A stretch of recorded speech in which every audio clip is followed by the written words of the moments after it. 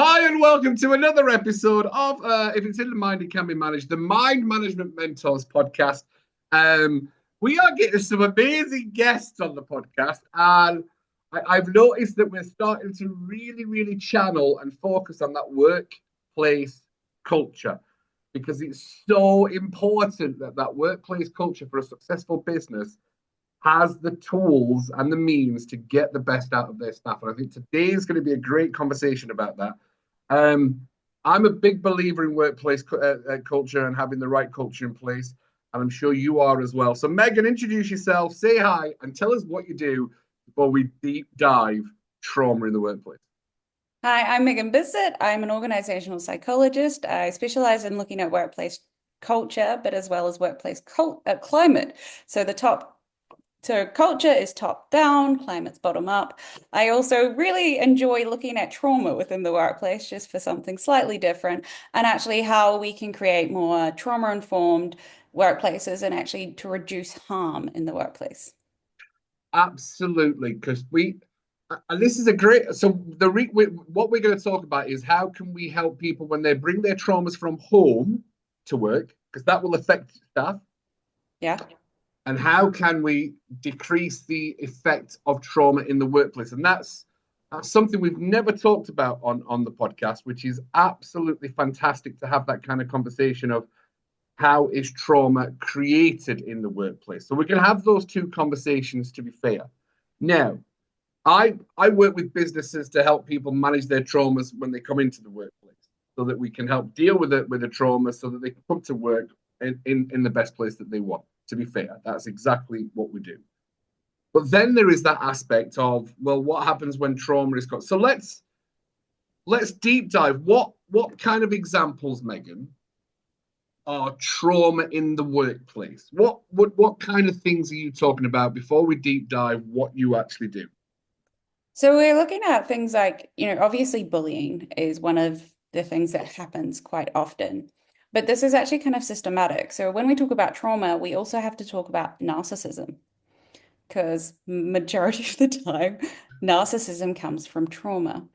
And then narcissists or those with high narcissistic traits, not all of them will be people. Correct, and that's a really good point, Megan, because not everyone, and we'll deep dive that one as well, because that's a really powerful point that a lot of people, myself included, have narcissistic traits. Does Oh, not we mean all have narcissistic we traits. all have narcissistic traits. Yes, And it's going, those with high narcissistic traits can oftentimes find themselves in positions of power. And then they can kind of create what's called a narcissistic system, where you have like the head narcissist, and then you have correct. co-narcissists, and then you have codependents, and you have this whole system that is creating harm.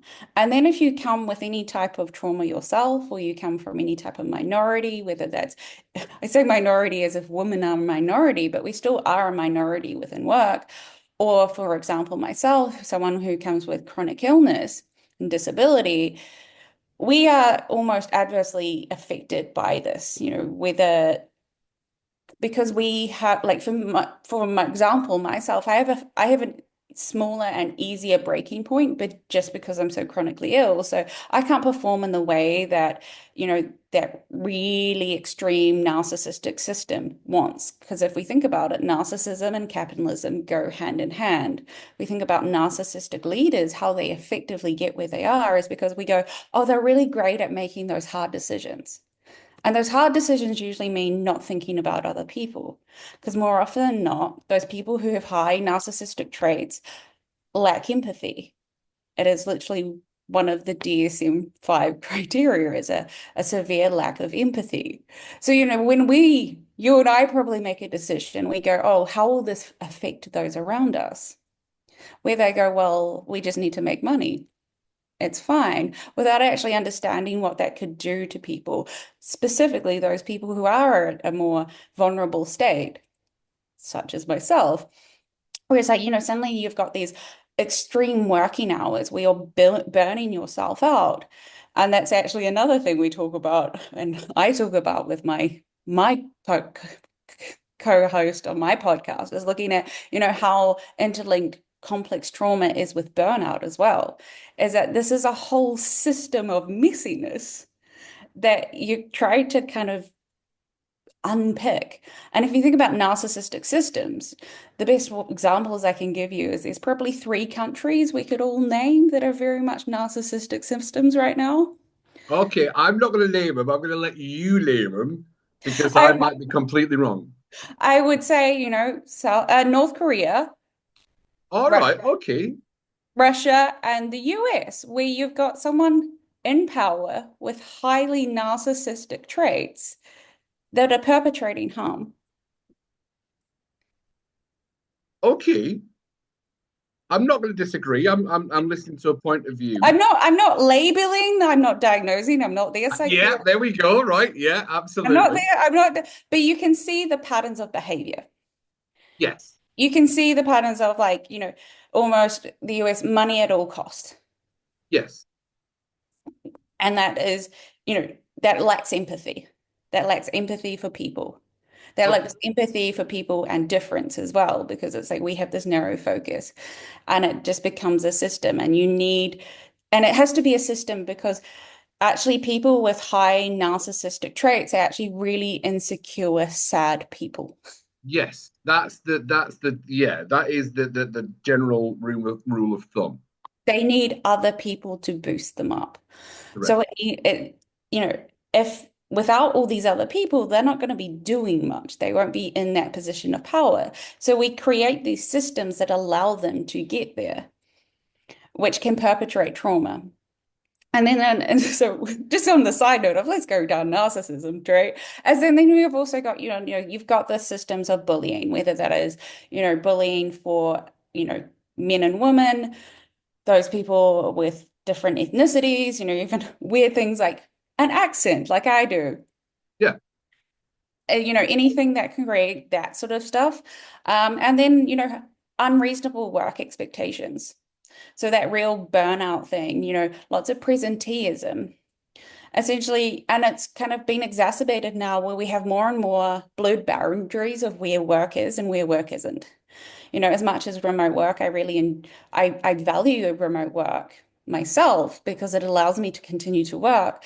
But then there's also this real blurring of boundaries of when am I working and when I'm not working, Mm. because it's always there. Like your laptop is, or computer is now suddenly in your lounge, or, if you live in London, somewhere in your house that's probably your bedroom because there isn't the space and ability to kind of separate things is that we now have less of that. We leave work at work. It's now kind of That's infiltrating. very true. Yes. So that's a change in dynamic at work, isn't it? Yeah, so suddenly you can have your workplace bullies in your home. It's true. Suddenly you can have your workplace bullies depending on whether you're expected or you're allowed to refuse to have your work emails on your phone. Suddenly it's on your phone as you go to the grocery store, as you're in the park with your friends and family and children. Like suddenly there is this expectation and they're always there. There's not the ability to switch off. And that's, ignoring what's ever happening in the world. Like if we think about what's happened in the last 5 years, you know, COVID was a traumatic event for people, It in terms was. Kids especially. kids especially because their brain was developing, you know, Yeah. there was like a lack of social awareness Yeah. and Fear. fear. And, it was quite, for some people, quite traumatic to understand what was happening. You're being told suddenly that if you go see grandma, you may kill her. That's kind of intense. And, It is. It it's is. not saying that Actually, yes. it's not saying everything is trauma. It's not saying that everyone who's gone through Yeah. COVID will come out with some type of PTSD. Not at all. We can all go through different events and it can all affect us in different ways because it's always, it's that nature nurture what we're exposed to begin with, what we Mhm. weren't, where we are. As adults, we had a lot more understanding of what was happening than, as you said, as children or teenagers, where their brains are still developing. And, I'm very similar to like Gabor Mate, who says, it's not so much what's happened to them. It's like oftentimes it being left with it and not having someone there to be a witness to your pain is what often causes trauma. It's not actually the events in themselves. Because oftentimes people will say, oh, well, it wasn't that bad. But for some people, It's it can be. Yeah, so to jump in there with you, Megan, it's the best understanding I have it, and it works so well with the clients that I work with, is it always comes down to meaning, the Mhm. meaning we create in that moment. And a lot of the clients that I've worked with for overcoming that trauma, it's never been the event, it's been something else around the event that was actually bothered them. A Yeah. decision that they made pre-event or after event or how something else. It's never, it's a lot of the times it's not the horrific things that have happened to us. They've made peace with that. It's something around that system that they were presented with that made them feel something. So Yeah. helping people to understand managing the meanings, powerful thing.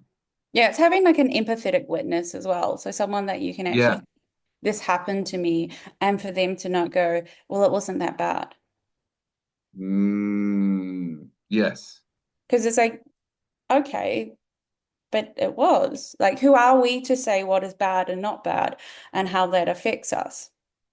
You know, it's not so black and white. We don't have we know we have things such as car accidents, natural disasters, and all of this that can be lumped into trauma. But then actually, I think majority of us drag around a backpack of stuff that we gathered from childhood, oftentimes from our own parents and their own things that they never dealt with. Because we think about like even my parents, if you do what's like called the trauma tree, and you go from like you to your parents and what had happened in their upbringing, and then Yes. then your grandparents, and that's three generations, and we go, yeah, that wasn't great. And you can see oftentimes we haven't dealt with what that was Yeah. happening because we didn't have the information. We oftentimes didn't even know that that was something that we should be dealing with. Instead, Yes. we just coped. We just use all different coping mechanisms. So when I think about trauma in the workplace, I think about people who are workaholics or perfectionism. Workplaces really enjoy that because they get, so much work out of one person. And I'm going, but what are they trying to cope with here? What are Yeah. they trying to run away from, often themselves? Where did they learn that they had to achieve to be worthy? Yeah. Which is, looping back around Yeah. into the whole trauma thing again. Yeah. Absolutely. Yeah. And then, as I said, for myself, I have had some really crappy and very terrible times around my medical stuff that I come with, not being believed. We could go into a whole story, and I will go into it later as a whole podcast episode of myself being left to die in a hotel room when I was 23. Wow. Yeah, so with that's your We your can unpack that in the podcast if you want. I know that you've got like a very dark sense of humor about things, so I know that we're laughing about that. But at the same time, wow, okay, because And that's then that was on top of being bullied at work. So it's like, I'm 23, moved from the other side of the world, and I see an endocrinologist after 6 months of being in Coventry. Yeah, I got sent into Coventry. Still don't know what I did wrong. Um, and going and telling my workplace, hey, I'm really struggling. And they'll be like, no, you just don't like Coventry. I think which to is a be fair assumption to make. To be fair, I've seen Coventry; it's not the nicest of places to be. I, and then, and then being also told, I was one of the people at my work that wasn't there through nepotism. And That I was, wasn't there through nepotism. no. So you were really an outsider then if you weren't there on nepotism. So there were other family members there, Family members, friends of family, friends. Yeah, and so I'm not there through nepotism. I'm there through, being one of the more qualified, and then having new manager that didn't know how to do his job and was taking credit for my job, my work. I've been there. I've set right. So like, yeah. To be fair, I was a bad manager at one point. And so it's brutal when you do get you get promoted because you've shown a certain He was quality hired. to people. He was hired, and it was still, Oh, yeah. And so then also being told that I didn't know what I was talking about. I knew nothing about change or change management. As well as like having this whole medical stuff happening around it. We also can throw in a little bit of a sexual assault, but we don't talk about that because if your workplace doesn't take you seriously when you say, hey, I have having these health problems, why would you ever bring the fact that one of your other consultants where you're working sexually assaulted you? You don't, because there's no trust there. Yeah. So, like, and that is how you start your professional career. You're bullied in your ability to do work. You're told that actually you aren't going to die in your hotel room because magically these consultants suddenly also turned into medical professionals. Um, and you're in Coventry and you're 23 and you're on the other side of the world. Not the greatest start, I would say. Yeah. And so that's where I talk about, the trauma of workplace. Like Yeah. that is something that I've had to pack and repack and unpack and at moments realize still affects me, nearly 10 years on. Yeah. And, the doubts that I have is, I was told if I quit, it would look like blackmail. So it's like, and it's a system because everyone turned away from me. Mm. It wasn't just one person. It went right up the chain. Mm. Is that, maybe I did come a little naively, but I was never expecting to be treated so differently. And that you get told as a child, if you ask for help, you will get help.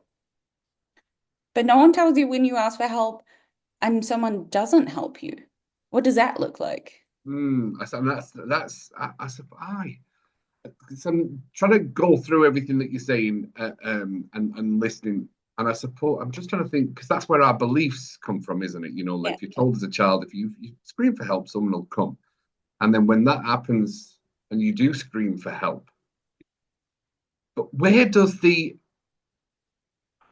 responsibility of the business and the workplace have regarding those issues? Because I actually am not 100% sure about that myself, to be fair.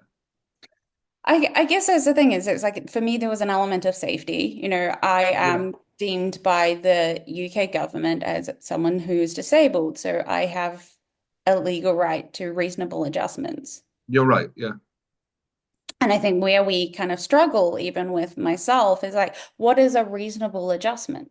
No one actually kind of outlines what could be considered a reasonable adjustment. So, I wasn't from here, so I had no idea what they were doing was illegal. I had no idea that I could take them to court because I just had no idea. Because, prior to that, my work experience had largely been in retail, which I quit because that was terrible, and then working in a care home.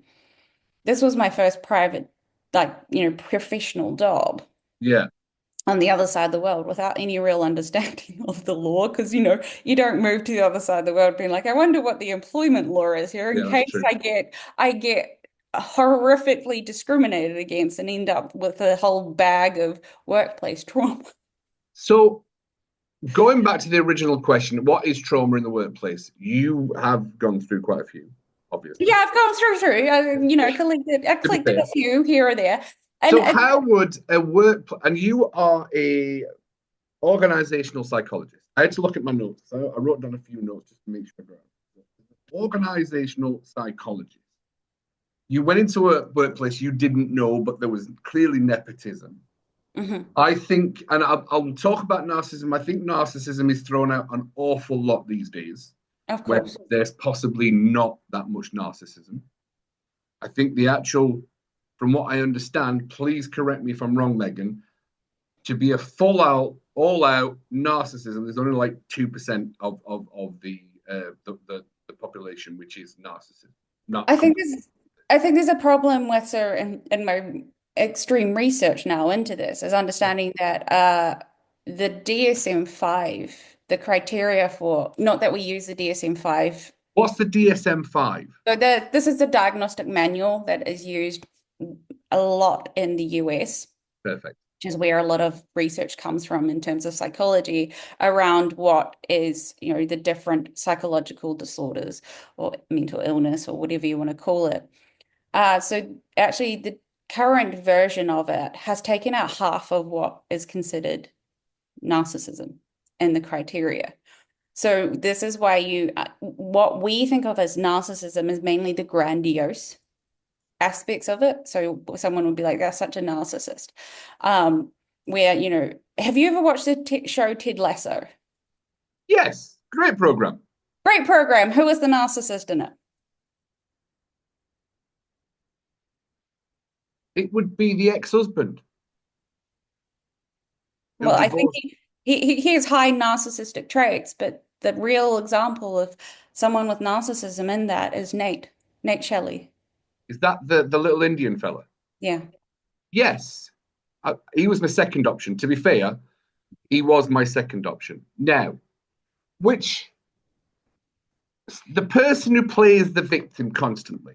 Yeah. That's a sign of narcissism as well, isn't it? Yeah, continuously in their victimhood. So there's that other aspect of it, the grandiose to the real vulnerable. They can't take criticism.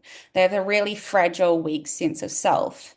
And they're the ones that pull down others to make themselves feel better. Yeah, they always kind of are like dropping in hints around why they have it harder, whether it was their childhood, whether it's been bullying, whether it's been, they're not seeing, think about Nathan Shelley. He's like, oh, well, I'm so good at what I do, but no one recognizes it.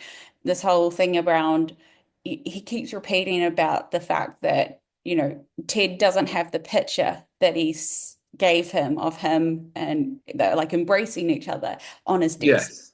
Yes. Because instead he has it at home next to his son, and he kind of fixates on that and uses that as ways to go, hey, there's something wrong with me. I'm not being held up in the way I should. Yes. It's like this real fragile sense of self. So the actual numbers, we're not entirely sure, where we actually have a diagnostic criteria that's not fully embracing and indicating what the other side. So you've got the covert and overt narcissists. So what's the covert? No, this is a cracking podcast, to be fair. Because, I mean, and I will come back to it. I do think there's certain terms that are thrown around an awful lot. Yeah. I would say it highlights possibly that it's a bigger problem than it actually is. Because first of all, narcissism is not illegal. No, it's like the thing is that, there is a spectrum. Is it an actual personality disorder? Is it? Or is it a characteristic of someone's personality, which is different, right? Yeah. And I'm asking you, the business psychologist, the organizational psychologist. And I think the thing is around it all is understanding, that just because someone does something you don't like does not make them a narcissist. Just because someone does something horrible does not make them a narcissist. When I'm talking about narcissism, it's a pattern of behavior that continues and is quite stable in itself, is that it's not just within one area. Is it also the narcissist will have a total lack of self-awareness and will have never asked the question of, am I a narcissist, right? Always. They can sometimes be self-aware, but they just don't know how to actually change because. And what if they're given the option to change? They're like, no, I'm not doing it. Well, it's kind of the thing is that what they do is they end up in a narcissistic collapse. If you think about, in Ted Lasso, where Nate quits his job and he just kind of collapses. And he goes and works in the cafe. Yeah, he goes into he ends up in his parents' house just in bed. Like there is this fragile sense of self where they, the world doesn't reflect back at them that they're as great as they think they are. Right. It's there's so much research that hasn't quite been done and there's so much misconception. It's like, when we say narcissism, like the amount of people that they think have narcissistic personality disorder, maybe between 5 to 7, maybe at most 10% of the population. Yes. But the thing is that these people aren't readily going to therapy for narcissism. Majority of the times when they go to therapy, it's because they're more likely collapsed. And so that's where they go for depression, anxiety. And it depends on how well trained, their psychologist or therapist or counselor is to actually recognize that what is actually being presented to them. Because these people aren't psychopaths or sociopaths, which I think people kind of confuse the terms and think that these people, yes, they have a severe lack of empathy, but they aren't human. Like they still have humanness to them. They're more than likely, if you look at the where like narcissism comes from, everything generally indicates from childhood trauma. Yes, it's one of the key indicators. Again, correct me if I'm wrong, and I've had this conversation before. Is there will have been a lack of love or a perception of love somewhere in their life that just absolutely breaks the psyche. Yeah, they will have been in a situation where, children aren't meant to withstand that and what No, happens to them. So they kind of have this breakaway and going, well, and they create this false self. So this yes, false self is this all loving, all amazing person. And, when we talk about trauma, we're not just talking about, physical trauma or, sexual trauma or any of that. We also, the trauma around being held up for achievement as well, where you can't actually be seen as human or as imperfect or flawed. You're held up to be this perfect child who can never screw up. So you, instead of being able to show that you are able to screw up and do something wrong, yeah, you end up, having to cover that human side up.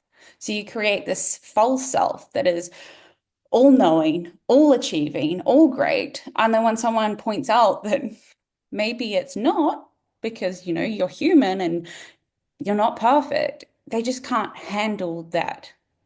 mm. So they will either get really, there's like silent treatment or really defensive.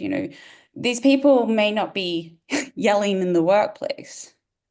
They may be a little bit more quiet and more manipulative, which is more that covert. So it's a lot less obvious. So, which narcissist is the constant victim mode? Covert. Covert. Yeah. And that's the one that just plays the victim all the time, constantly. Yeah, they're the ones Emotionally, that emotionally manipulates other people around them.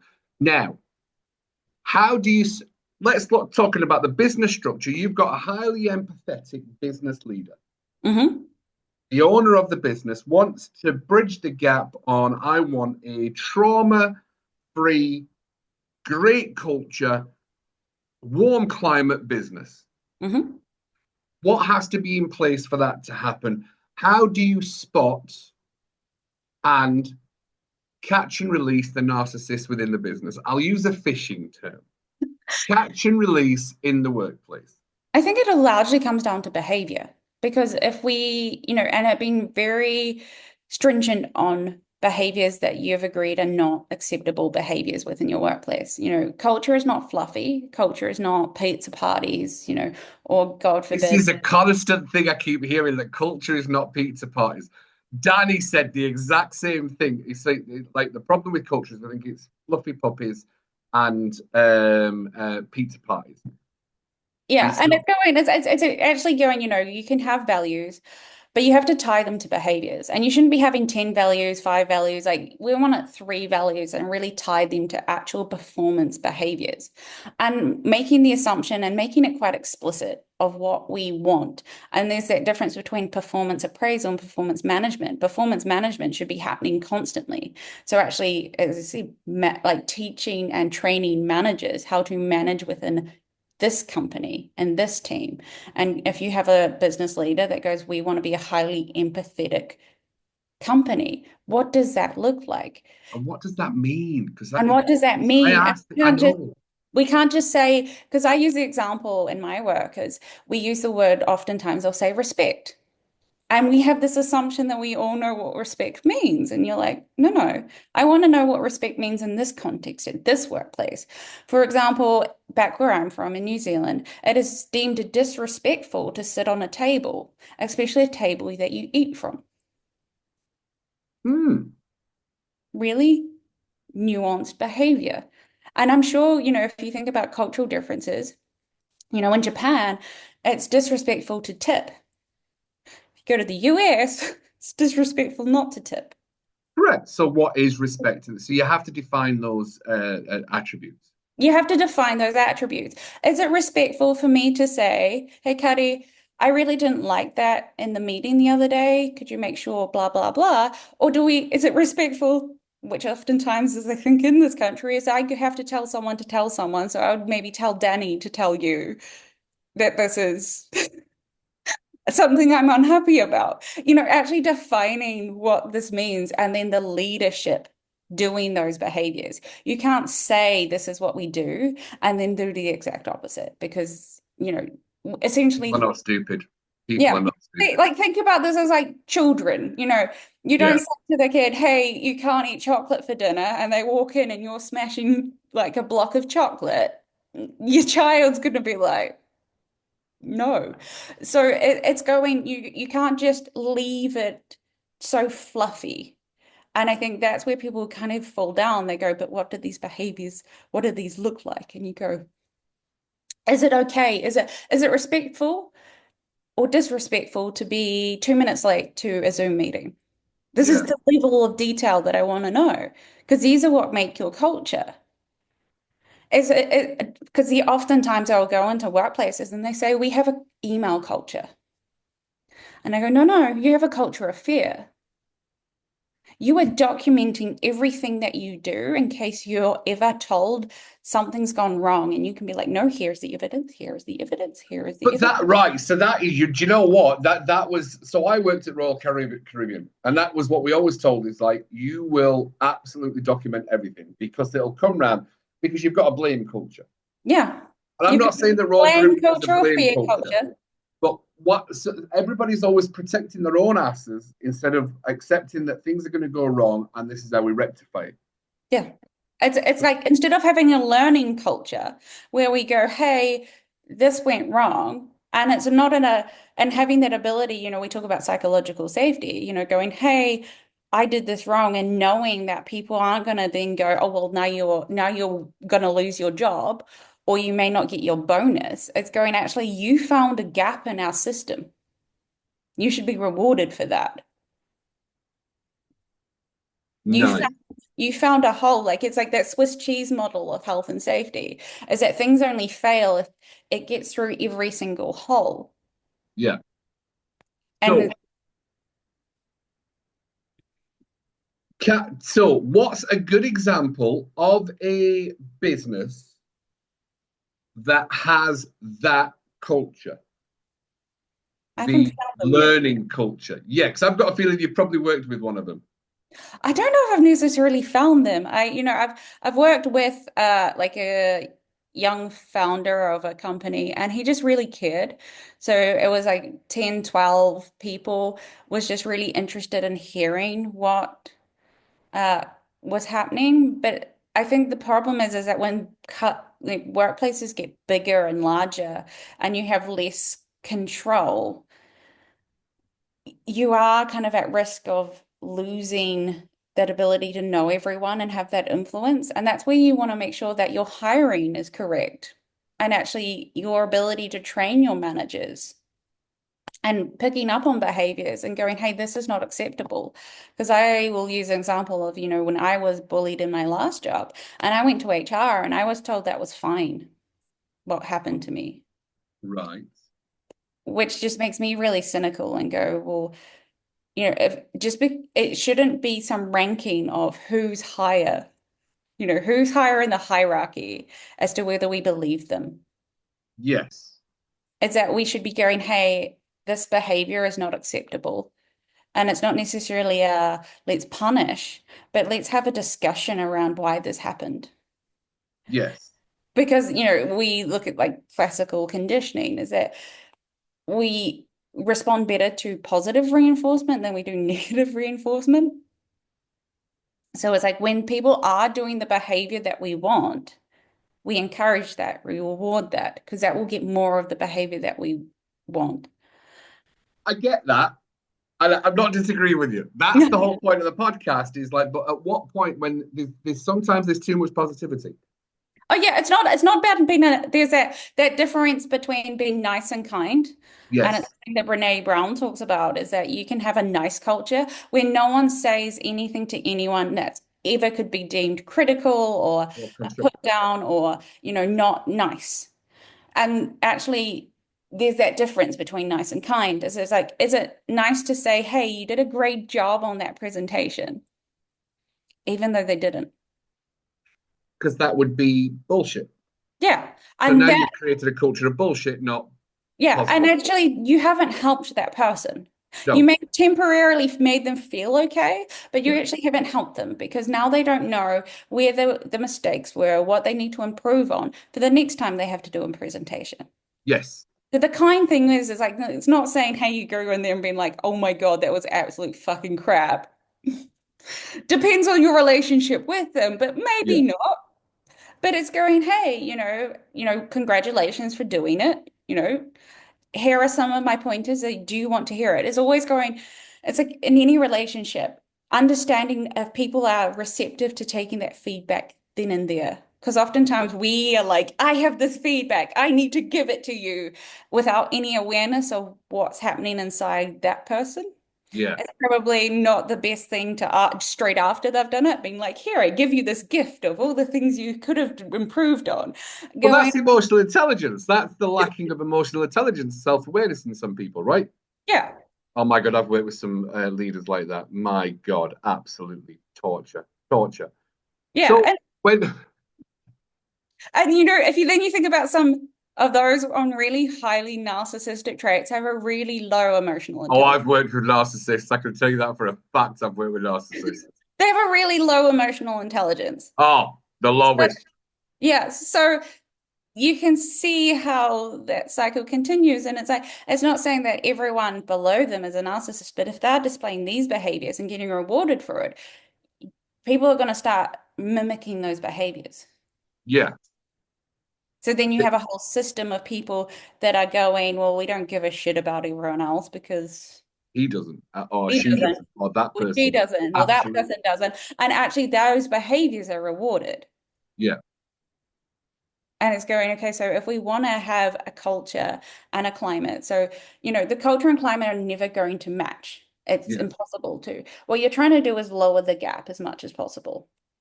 And I always like to think about the companies that say, oh, we're a really inclusive company. And you're like, so how does it actually feel for people on the ground, on the day to day? I don't mean the Pride Month. I don't mean whatever week it is for Yeah. whatever condition. I'm like the everyday. What does this feel like? Not whether you've got an employee resource group. I have lots of opinions about that, but I won't go into that. Is what does this actually feel like on a day-to-day basis for these people? Are they able to push back? Because it's all saying, oh, it's great, we have psychological safety and we are a really inclusive culture. And you're like, yeah, if there's literally you in the in group, I've come from a workplace where it's very obviously defining lines. You had the posh English, you had the rest of the Brits, and then you had the immigrants. They were, the ones right in the center, they'd be like, it's a really inclusive workplace. Yes, but you've got the two. So yeah, absolutely. So what's three things that a business could change to change the climate? The climate. Now, and explain the climate within the business because that's what the staff think and feel. Yeah. I So love that, and I've never heard that before. So I really like that. That's. Thank you so much for sharing no, that. no, I realized kind of being here that this is not something that's readily taught with No. an occupational psychology here, Yeah. which it was more in what I did in my studies back home. Yeah. Is the climate is where engagement sits, where job satisfaction sits. As I said, it's that everyday interaction and how people feel. It's going, how do they interact with their work colleagues? How do they interact with their managers? You know, it's that everyday interaction. It's not the aspirational. And actually to change is that you're better off changing the climate because it's easier. So if you think about culture is the sociology, anthropology, and the climate is the psychology, we can actually measure the climate better than we can the culture. If you think about culture, think about the cultural differences between here and say Italy. You Mm. know there's some cultural differences, Yeah. but how would you measure that? You would ask your people. You'd ask the average person on the street in the UK, and you'd ask the average Italian person on the street. And I'm not saying they're the only measures, but that would be one of the fastest way to understand what the climate is Yeah. for the culture. So the climate's a lot easier to shift than it is the culture. So it's like you start going, hey, so we want to be a more inclusive company. So what does that look like? Okay, so for our everyday people, what does that mean for them? Yeah. How do we start helping people feel more included? Is that around meetings or is that around hours? There's those little things that we can shift that can, like the climate, Less meetings, I'm sure, has got to be one of them. It's got to be less meetings. Surely less that's one of meetings. the things. Yeah, less meetings and going less meetings, less back-to-back meetings, especially on Zoom, like, and being really intentional around that behavior.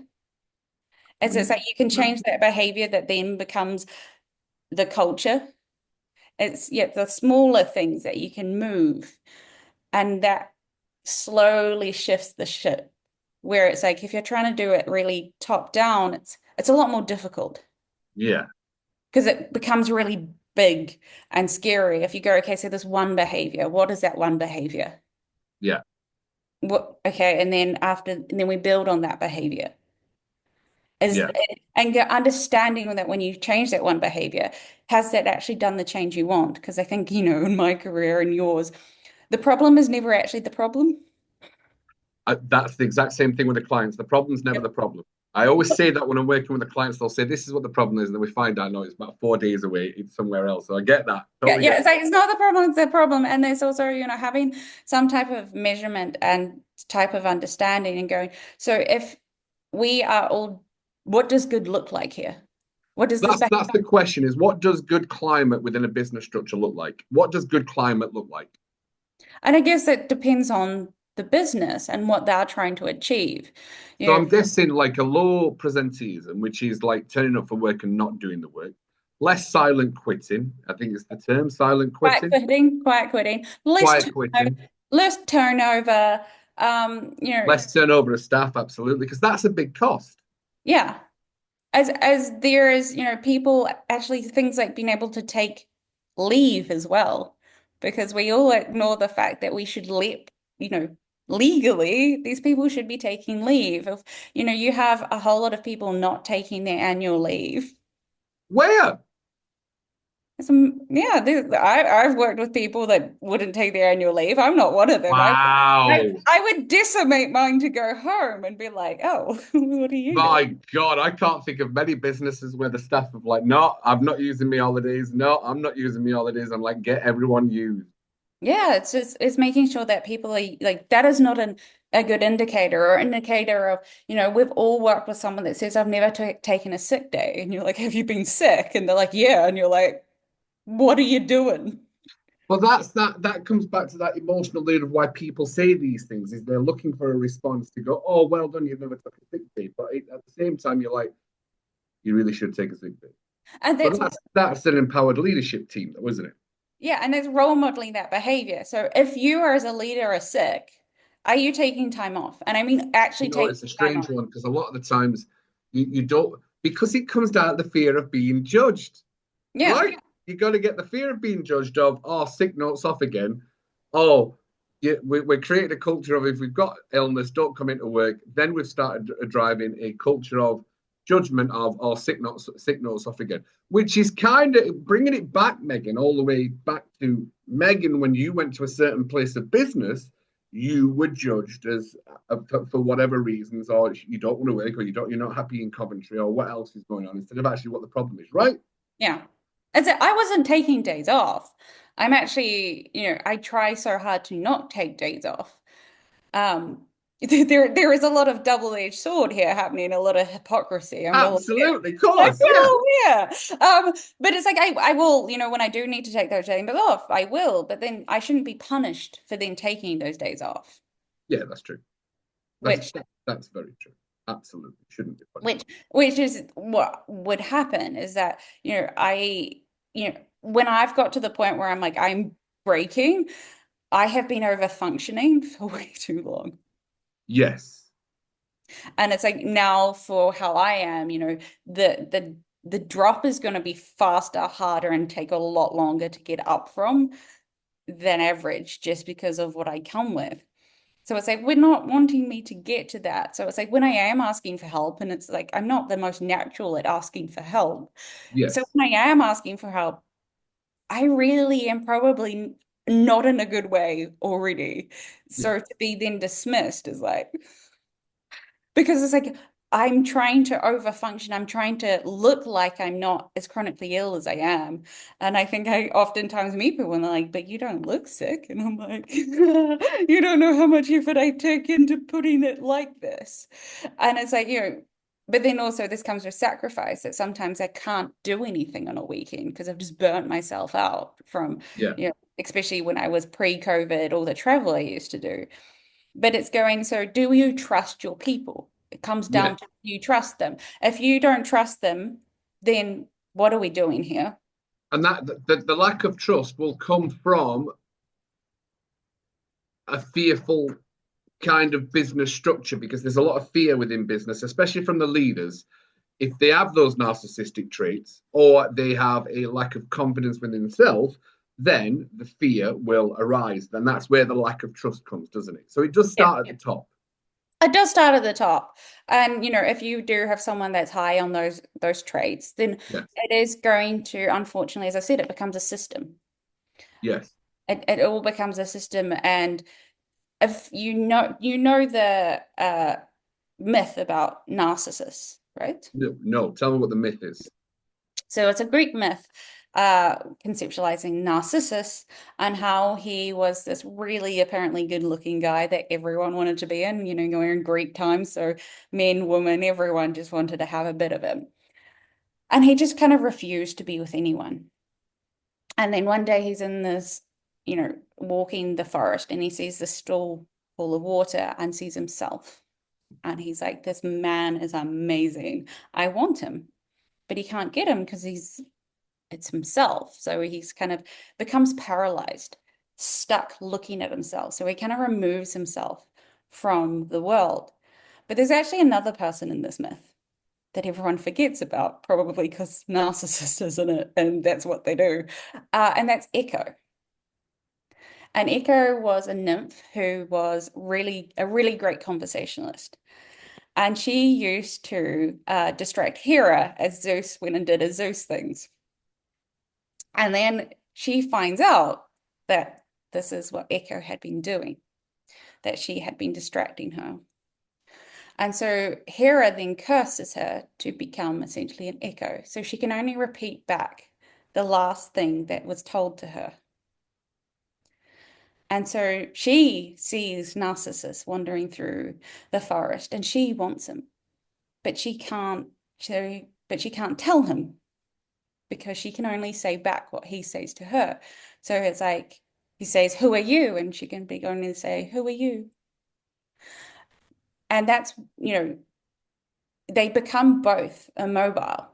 One's stuck looking at themselves and kind of sadly just unable to see the world and be in the world. And another one just sadly there echoing back at whatever is said to her. And it's kind of, there's a theory around where you have at one end, you have like NPD narcissists. At the other end, echoists. So you've got the self-ish to the selfless. And you want to be somewhere in the middle. You need enough empathy to care about people, but you also need enough self-esteem so you could get something done. And then you look at, so within a workplace, you can end up having people that aren't highly narcissistic, but they become echoists. They just echo back to the narcissists or those with high narcissistic traits that they are great, that they are doing the best thing, they are doing wonderful things. And they love to surround themselves with people like that. I love this story. I didn't know where we were going at one point, but now I get it. I love it. you can see how it becomes a system. So not everyone's going to be highly narcissistic within this system. You're going to have these people that are almost unable to stand up for themselves, that kind of crumble because, and they love to have them around them because all they do is echo back at them how great they are. And you can see how workplaces can be like those systems. So when I've you worked with are some cruise thinking, directors. I work with cruise directors that were narcissists. I can tell you now for a fact that they all, oh my God, you're absolutely right.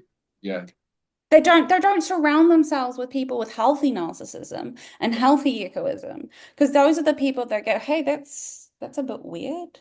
That's a bit un yeah, it's a bit, that's not great behavior because they have enough sense of self and belief in themselves that they can know they can stand up to them yeah.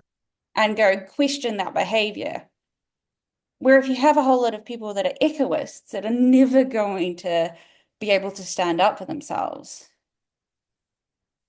who do you want around? The people that are going to go, hey, that behavior is bad. Yeah, Or do you want the people that are like, I'm not going to rock the boat. I'm not going to bring up your bad behavior. I'm just going to tell you you're great. yeah, yeah, Crime becomes a system.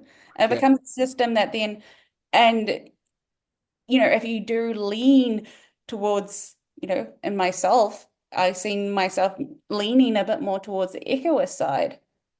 You can see that that can be in a system like that. And if you kind of put your hand up and you're stamped down, that can create some trauma. Do you think we are creating weaker people that are have less resilience? To be fair, To be fair, the whole concept of resiliency training is something that I think is, excuse the language, complete bullshit. we, I always look at the window of tolerance, and I think that's a really good structure to understand that you can keep opening the window and keep Yeah. making the window of tolerance more. And that's a really good part of resilience. I do a lot of cold water, and I do cold water to make me as resilient as possible because it's bullshit. It absolutely freezes my balls off, and I'm like, right now I feel better because I've done it. So I've increased my window of tolerance. And I think that is, window of tolerance is, a narcissist is a really small window of tolerance. Yes. So in the business structure, do you think, but no, not just in business structure, but do you think we are creating very small windows for people, window of tolerance? I think we're creating probably a wider window of intolerance. We just seem to dislike people that have different opinions to us, and we are unable to hold nuance as well as I think. I don't know if we've ever been great at it, but I think we now are bombarded with more information and more difference of opinion. Yeah. And I think, at this point in time, there's moments of that I'm like, I think the internet was a mistake, specifically social media. It's like, we have all this information, and we always assumed that we had problems around, between, especially in this country, lower class and upper class, middle class, because, access to information to become educated. We have more information than we ever had. We just don't use the internet for that, do we? It is a double-edged sword because I think the internet's great because you can look for what you need. I don't know. I get it because Yeah, there it's is like I like there's moments that I'm like, I really enjoy double-edged it. sword. You You need have the the, internet because you've got all the information. It's the same with AI. AI is great if you know how to use it. yeah, and It's a it's pain in the ass if you don't going, put the right questions in. no, it's just creating, did you know the number one use of ChatGPT right now? Is it Uh, a narcissist? no, it's people are using it like a friend or a therapist because they are so That's disconnected. true. Yes, I've heard that. Absolutely. Yeah, they're using it as a friend because people are feeling lonely. One of the biggest things is we feel lonely. Yes. And I think that's what our window of tolerance is kind of shrinking down because we're not interacting with other people. I think about We're when, scared to in case of judgment of others. And you're right about having a point of view. I mean, I'm a big burly guy. I'm 6'2" and 4 feet wide, and even I keep my mouth shut these days because I'm like, no, I can't. There's a lot of times I have to shut my mouth because if I have a different opinion with somebody, it's like, well, you can't think like that. You can't. I'm like, actually, no, you can. You've got to have these open which is a dialogue. little bit 19. 84. Like you have to say the right language. And I was at some training earlier this year, and they were kind of tying themselves in knots about having the right words. And it's not about having the right words. You're never going to have the right words. There's always going to be someone offended by the words.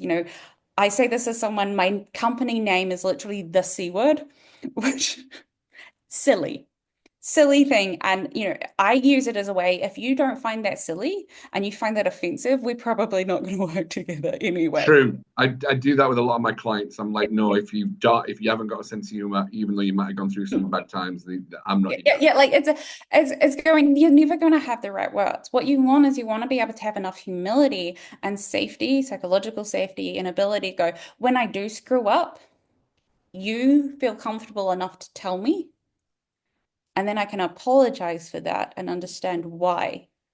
Psychological safety. I love that. Yeah, yeah, yeah, yeah, yeah. Because it's like within a workplace, it's not about saying them, they, all, the words that could be offensive, people, humans, like, no, we're going to tie ourselves in knots and never say anything, and it's going to be confusing, and we're not going to understand what anyone's saying. You're never going to have the Common perfect. sense is getting. Common sense isn't that common. It's not that common anymore, is it? And it's going, okay, so if I did say something, or if I did do something, and it felt uncomfortable for you, do we have enough of a relationship that allows you to say that? And also, you have enough emotional intelligence yourself to be able to say it. So it's like a lot of the time, it's a lot more emotional intelligence I think people need more than resilience. I don't need resiliency training. My life is resiliency training in itself. Life is facility.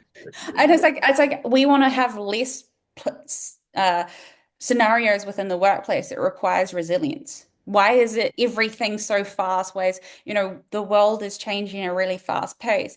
Are we supporting employees? If we think about AI, for me, everyone's like, oh, AI. I'm like, so, as someone that's worked in change for the last 10 years, we know one of the biggest fears within change in the workplace is a fear of irrelevancy. Yeah, Are we training our people to use AI? Are we training our people to do different things? yeah, Are we allowing people that, if we don't need like financial people and accountants to use Midjourney. yeah. Like like Very true. make it make sense, and don't just shove in AI because it's the latest thing. Going, does this make sense to what we do? And then going, are we training people on how to use it? And then are we allowing them the time that they save from using AI, whether it's say they now no longer have to spend their life in Excel. I don't know what they're doing in Excel. I took a job that meant that I never had to. If they're spending less time, less of their hours in Excel, what are we now allowing them to do? Because they will have some great ideas about how to push this business forward. Yeah, Are we allowing them to express that and then even do that? yeah. So I have a question. Sure. For a business structure, Hmm. what's more important, climate or culture? It depends. I think that both is equally important. I wouldn't be able to, because they feed off each other.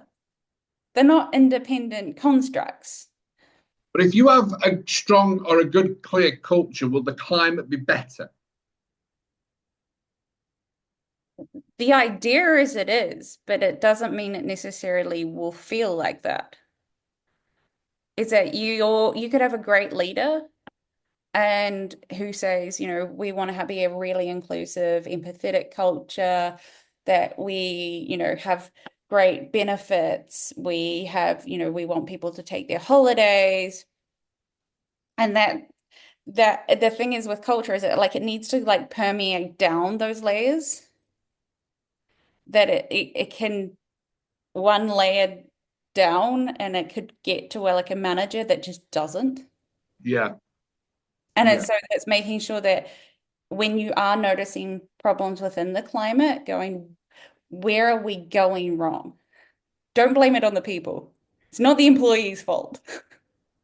Never the employees, never the employments. Yeah. It's not the Always the employees not leadership. doing The accountability of leadership is always leadership. accountability of leadership going, okay, so But what that's again where we start breeding a blaming culture because the staff will blame the managers will blame Shoreside. So I'm actually talking about when I used to work at Royal Caribbean. All these workplace chats I'm having on the podcast, I always go into like when I yeah, worked in you're corporate like, America. how do I unpack this? And it's not saying it's I don't blame the manager.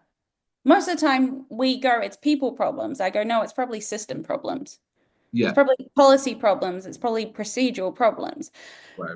Where is the breakdown? Because it's easy to go, hey, it was that manager. Yeah, but did you onboard them properly? Did you go through a whole year of onboarding for these people? Because that's onboarding, not how to use the HR system. No, that's not onboarding. I am bored in yeah, I get that.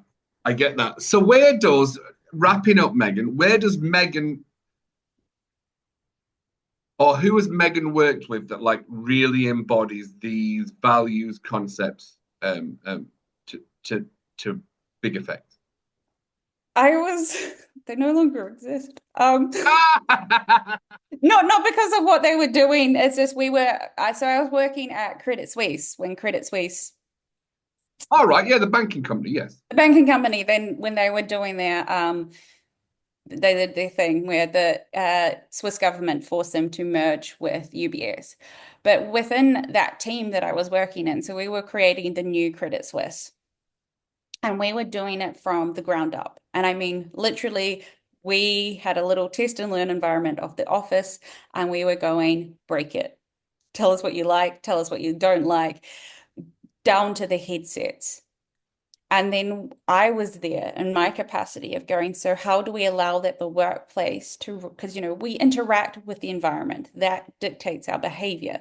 How do we create this new culture that will be the one that allows them to continue on, to continue to grow, to be able to go, what do we do here? So everything was based around a community kitchen.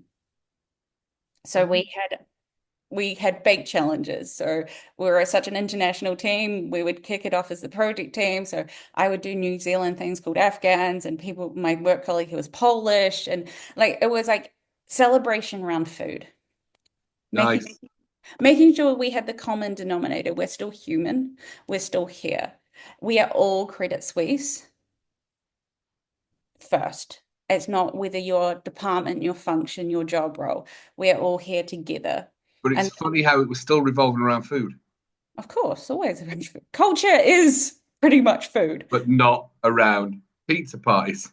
No, it's But it was still about food. it's about sharing conversation, Yeah. and it's going. It's been like the most miserable time I've been in the office, where it's like you've got these open plan offices, and you're sitting there, and like these other team is having a birthday party, and they're all eating, and then you're sitting there like, but I want a bit of cake. Because like it's like that really dehumanizing aspect of we no longer acknowledge the other human. Wow.